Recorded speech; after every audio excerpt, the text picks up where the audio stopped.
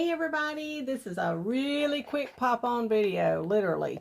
I just wanted to pop in and show y'all the little mini baby I've been working on that I finished up today.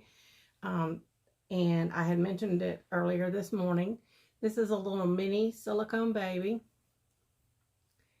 She's EcoFlex 20. So she's jiggly, but she's not a marshmallow baby. She is jiggly. And she's like, if you look at her belly, it's like squeeze, squeeze, squeeze, tweet, tweet, tweet. This baby, I just finished her today. She's 8 inches long. And this is the Lila sculpt. Hey, Mike. Hey, Mandy. Yeah, she's itty bitty, Mandy. She's itty bitty. The close-up pictures make her look big, but she's teeny tiny. But she has got nice detail. And hopefully, I know my lights are a little bright. I was trying to figure out how to turn the overhead light off, and I never can. Oop, I think I just killed the whole camera light. Alright, give me a minute. Sorry about that. My plug-in's loose down here. Alright, so let me bring this back down. Okay, I'm not going to mess with that light anymore because it's obviously being cantankerous. But anyway, this baby was sculpted by a lady who goes under the name of Lucy Aolani. And the way I got involved with Lucy was I took a silicone painting class online from Susan Gibbs. Lucy was in that class, and she was showing us all sculpts that she had been making, and she was producing in silicone, and I had ordered a couple from her. And the short version is that she said her mold broke down and she was no longer able to produce this baby. Some people got some. Some people, I think towards the end there, all she could get to come out was boo-boo babies, and people got those. And so my order was canceled, and I got a boo-boo baby. And I have worked and worked and worked on her to make her where she could actually be a sweet little collectible. And it has, in recent days, come out that Lucy is actually Tina Kewy. So any of you that know Tina's history know that she used to be very predominant in the sculpting part of producing reborn dolls in vinyl.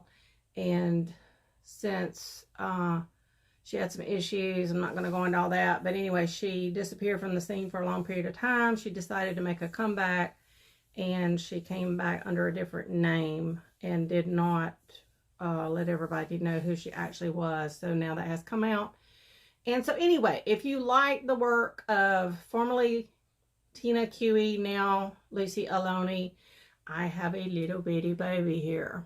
So she, her boo-boos were things like, I'm trying to get this up where you can see it without the light.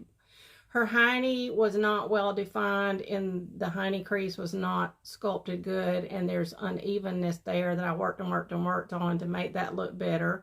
There were, and I'm sorry for those of you that get easily offended, there were air bubbles, but I'm trying to show you guys, there were air bubbles down in here that I had to fill in and try to build back some areas that were damaged. So I'm trying not to just totally shine her crotch in your face, but there was some repair work I had to do there. It is not perfect, but it is a far cry from what it was. Her neck area was not at all smooth, so I had to work on that. And there was still some areas like where she, I think, repaired her seam lines. I don't think when she put, like she trimmed them down and then put the repair over it, I don't think she got it totally smooth. So this baby overall has places that looks like or did have more so, that you could tell where silicone had been added to try to smooth out defects, and it just was never all 100% smooth and grand perfectly. So I've given her lots of layer of coloring. I'm trying to get it down where the light's not tilted on it. Let me see if I tilt the camera down some. So I tried to smooth out all the uneven places and paint them, model them, and work with them the best I could. And so now she's really, really cute. She has that classic, and it's funny that I didn't even realize it when I was painting her, but she has that classic Tina Kewy look. There was something that seemed very familiar to me about the face on this baby the whole time I was working on it, and it wasn't until a couple of days ago when it came out that this is actually Tina Kewy's work doing this, that I realized, and it dawned on me, ding, ding, ding, that is what is so familiar about this baby, because it has that signature Tina Kewy look about it. So if you like Tina's work, that's what it is. So what is the maintenance and upkeep for silicone? So when I sell a silicone baby, I send it home with paperwork. But basically, you can play with your baby and enjoy your baby. Some people like to throw them in the bathtub and play bathing them and all that kind of stuff. And you're welcome to do that, but just know that bathing them can cause the powdered matted area that was put on them, because they have an area of silicone at the end that you coat them in silicone and mat it. The bathing can cause that to wear down and it to develop shiny spots. And then silicone in and of itself, through constant handling and that kind of thing, sometimes can start looking a little shiny in spots. So I send home a little matting powder with the baby that you can dust your baby off with to help keep it matte. But silicone is very durable. This being EcoFlex 20, it's going to be a lot more durable than the marshmallowy ones. The marshmallowy ones will break down and tear more easily. And I have just finished her today, so she didn't have a diaper or anything. I'm going to try to see if I can sit down next week on my day off and sew something and make her at least a little diaper.